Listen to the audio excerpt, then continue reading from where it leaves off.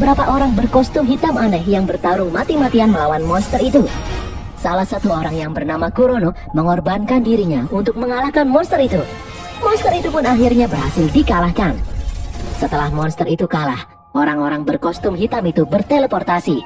Namun tidak dengan Kurono karena dia akhirnya tewas. Beberapa hari kemudian, berita digegerkan dengan kemunculan kembali monster-monster. Kali ini monster-monster itu menyerang Osaka.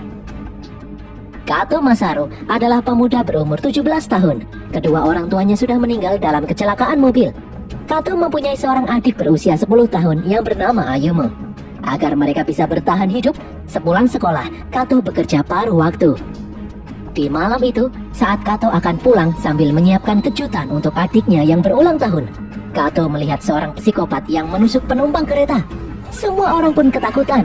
Namun bukannya kabur, Kato malah berniat menolong korban. Sayangnya, psikopat itu malah menusuk Kato berkali-kali. Beberapa saat kemudian, Kato terbangun di sebuah ruangan aneh. Kato pun kaget karena dia masih hidup dan tanpa luka sedikit pun. Ada 4 orang di ruangan itu.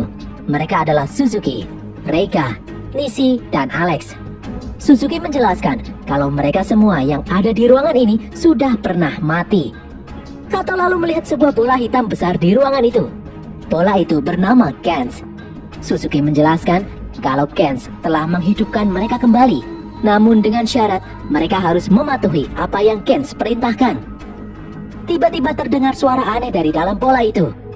Kens memerintahkan semua orang yang ada di dalam ruangan untuk membunuh monster yang bernama Nura Rihyon. Kens pun mengeluarkan armor dan senjata untuk Kato dan Alex karena mereka berdua adalah anggota yang baru bergabung. Suzuki menyuruh Kato dan Alex untuk bergegas memakai armor itu. Namun Alex menolak. Alex malah membuang armornya. Nishi yang merasa kalau Alex hanya akan mempersulit mereka, langsung menembak kepala Alex hingga hancur. Alex pun tewas seketika. Kato kaget melihat kejadian itu. Suzuki lalu menjelaskan kalau mereka terjebak di dalam game survival melawan monster-monster yang tiada akhir. Reika memberitahu kalau mereka lah yang sebelumnya bertarung melawan monster di Tokyo. Suzuki berkata, dalam peristiwa Tokyo itu, banyak anggota dari mereka yang gugur, dan kini hanya tersisa mereka bertiga saja. Bahkan pemimpin mereka yang bernama Kurono juga tewas dalam peristiwa di Tokyo sebelumnya. Nishi kemudian meminta bola Kens untuk langsung memulai misi. Penanda waktu yang ada di bola itu pun mulai berjalan mundur. Tubuh Nishi dan yang lainnya pun mulai berteleportasi. Mereka berteleportasi menuju sebuah daerah di Osaka. Suzuki pun merasa heran, karena sebelumnya mereka hanya beraksi di wilayah Tokyo saja.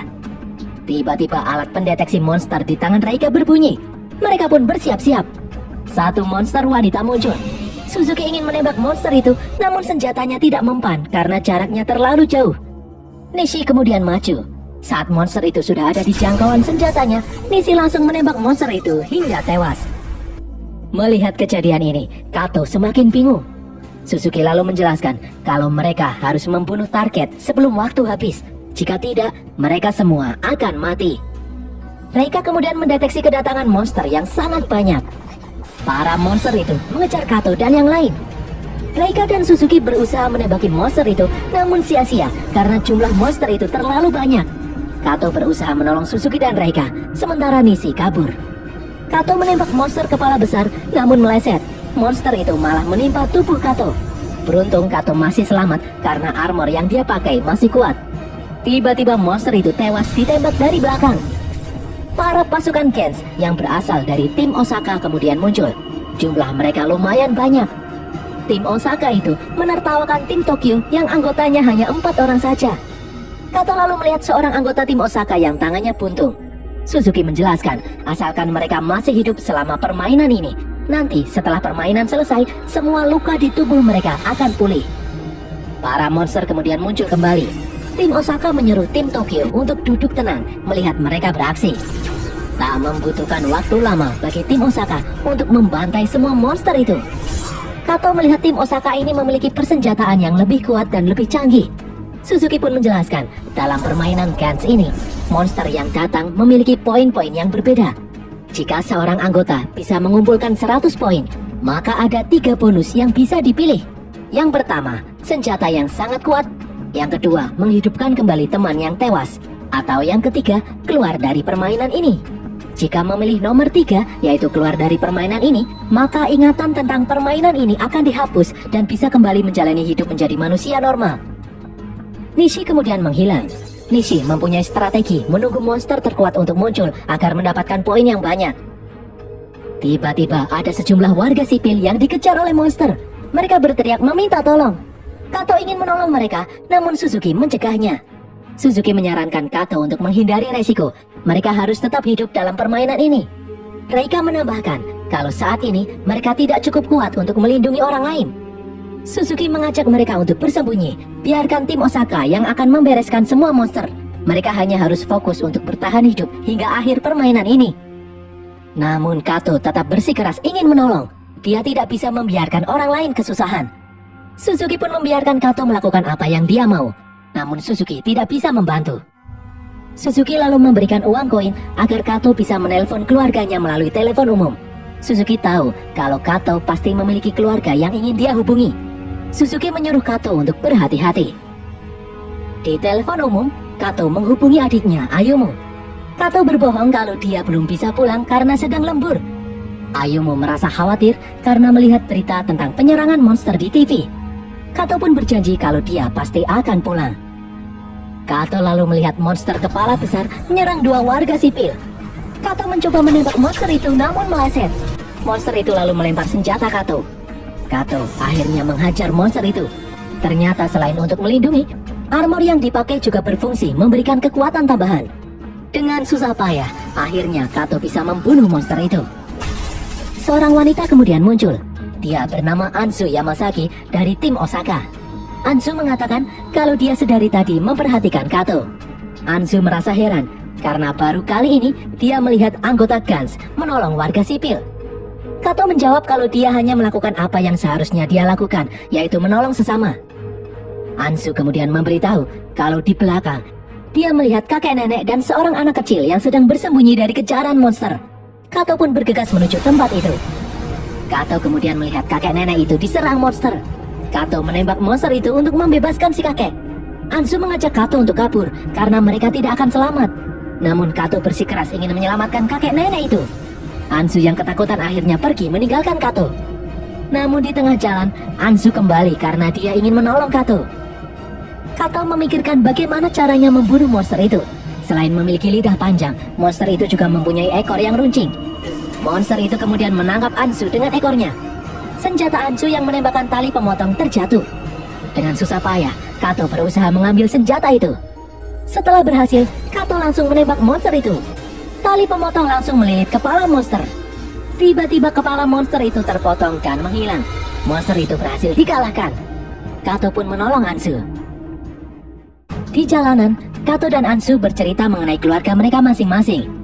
Ternyata, meskipun masih muda, Anzu adalah rondo anak siji yang berusia 3 tahun. Anzu dan Kato pun bertekad untuk tetap hidup karena ada seseorang yang menunggu mereka di rumah. Sementara itu, pasukan tentara dikerahkan untuk melawan monster. Kato juga tertangkap kamera reporter TV saat dia menyelamatkan kakek nenek barusan. Semua orang pun penasaran siapa orang-orang berkostum hitam itu. Kato dan Anzu lalu tidak sengaja berpapasan dengan Shimaki dan Nobuyan. 2 orang anggota tim Osaka itu sedang membasmi monster-monster. Anzu memberitahu kalau Shimaki sudah pernah menang dan mendapatkan bonus sebanyak 3 kali. Sementara Nobuyan sudah pernah menang sebanyak 4 kali. Kato pun bingung, mereka sudah pernah menang, namun kenapa mereka tidak memilih keluar dari permainan ini? Anzu menjawab, di tim Osaka ini, bahkan ada salah satu anggota yang pernah menang sebanyak 7 kali. Orang itu bernama Oka Hachiro. Menurut Anzu, orang-orang itu adalah psikopat. Mereka malah menikmati permainan ini. Di tempat lain, monster raksasa berkepala kerbau muncul dari dalam sungai. Tiba-tiba, sebuah robot raksasa juga keluar dari persembunyiannya. Robot raksasa itu dikendarai oleh Oka. Dengan robot besar itu, Oka bertarung melawan monster berkepala kerbau. Suzuki dan Reika yang menyaksikan pertarungan itu berniat pergi menyelamatkan diri. Namun pasukan tentara malah mengepung mereka. Tentara itu menembak kaki Suzuki. Kato kemudian datang dan menyuruh para tentara untuk jangan menembak. Para tentara itu mengira kalau Kato dan yang lainnya adalah musuh. Kato pun menjelaskan kalau mereka bukan musuh. Namun para tentara itu tidak percaya karena penampilan mereka yang mencurigakan. Satu monster bersayap kemudian muncul. Para tentara menembaki monster itu. Kato menyuruh semua orang untuk kabur, namun tidak ada yang mendengarkannya. Akhirnya, monster itu membunuh semua tentara yang ada di sana. Anzu kemudian mengalihkan perhatian monster agar Kato bisa menembak. Kato melemparkan tembakan tali ke monster itu. Namun ternyata, monster itu sangat kuat menghancurkan tali yang mengikatnya. Shimaki dan Nobuyan kemudian datang. Shimaki menembakkan senjata penggeprek.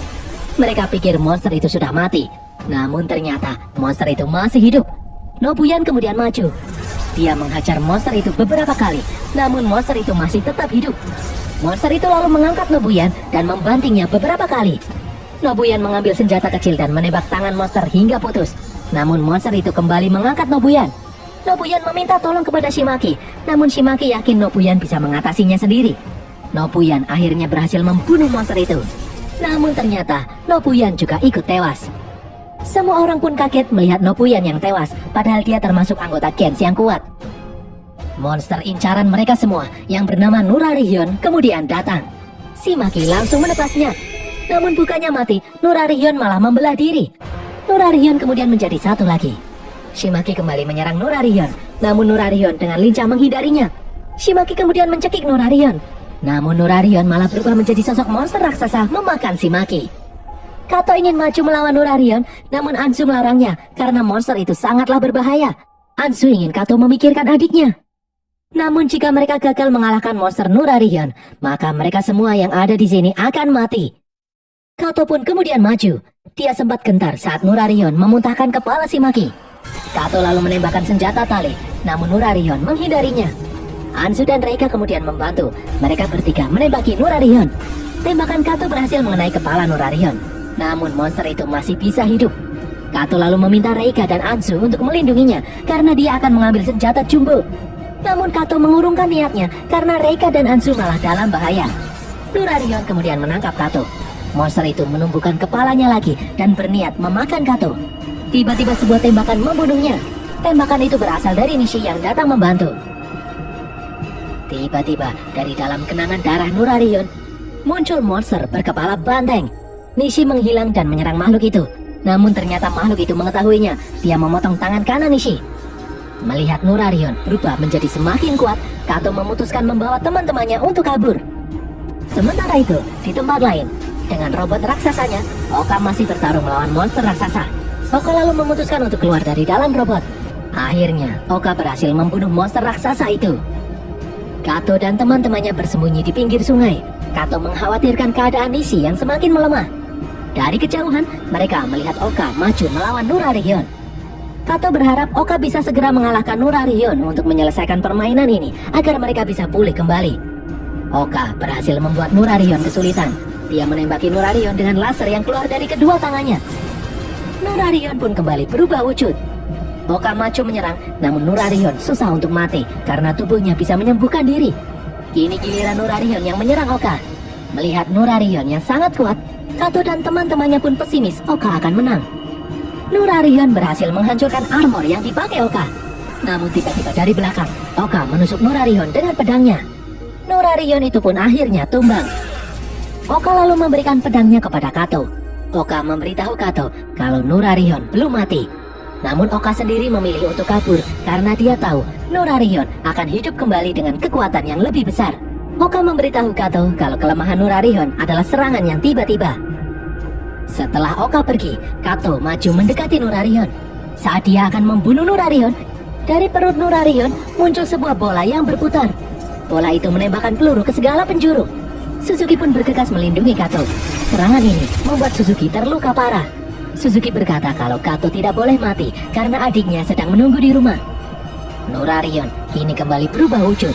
Kato harus segera mengakhiri permainan ini untuk menyelamatkan Suzuki yang terluka parah. Kato memusatkan kekuatannya dan kemudian menghajar Nurarion.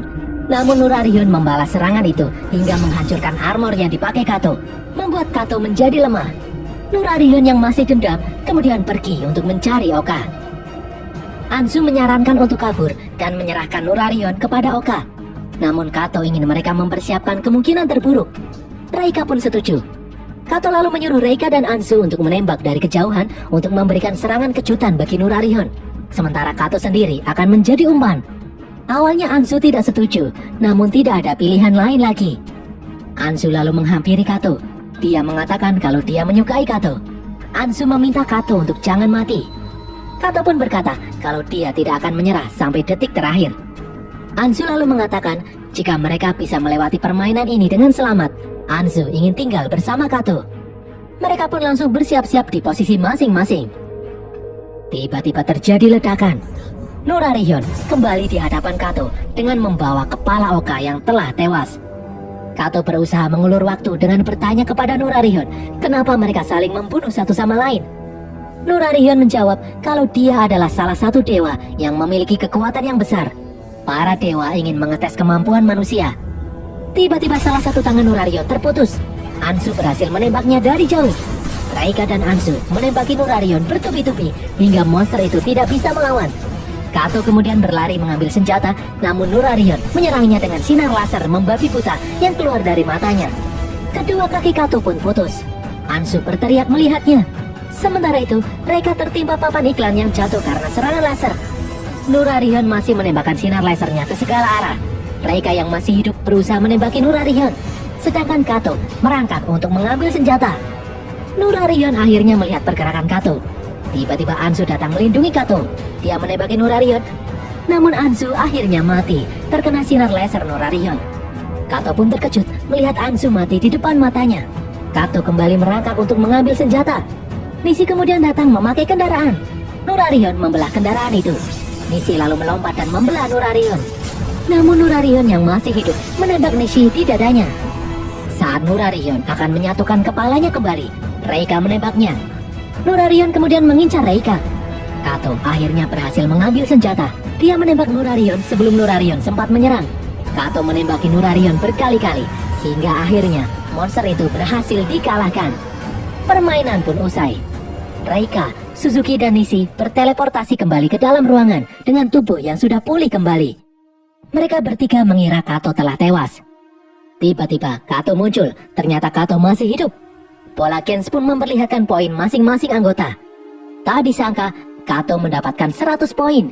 Itu berarti Kato berhak memilih salah satu dari 3 hadiah. Suzuki dan Reika menyarankan Kato untuk memilih poin ketiga, yaitu keluar dari permainan ini agar Kato bisa hidup normal kembali.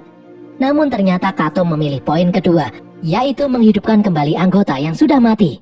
Kato menghidupkan Ansu kembali. Ansu pun menjadi satu-satunya anggota tim Osaka yang masih hidup. Kato tidak peduli jika dia harus mengikuti permainan ini lagi. Suzuki pun menyuruh Kato untuk pulang karena adiknya sudah menunggu di rumah. Para anggota Gens masih bisa pulang, namun nanti saat permainan kembali dimulai, mereka semua harus mengikuti permainan ini lagi. Kato pun bergegas berlari pulang ke rumah untuk menemui adiknya. Ternyata Kato sendiri adalah sahabat Kurono. Sebelumnya, Kato sudah pernah mengikuti permainan Gens ini. Namun Reika dan Suzuki sengaja tidak memberitahu Kato karena sebelumnya Kato juga sudah pernah mendapatkan 100 poin dan saat itu Kato memilih untuk keluar dari dalam permainan ini. Hal itu membuat ingatan Kato tentang permainan ini dihapus. Suzuki dan Reika tidak menyangka kalau Kato akan kembali memasuki permainan ini. Dan berakhirlah alur cerita film Gensou ini guys. Semoga kalian terhibur. Pesan yang kita dapatkan dari film ini adalah pesona janda memang tiada duanya. Kato lebih memilih menghidupkan janda daripada keluar dari permainan. Tulis kritik dan saran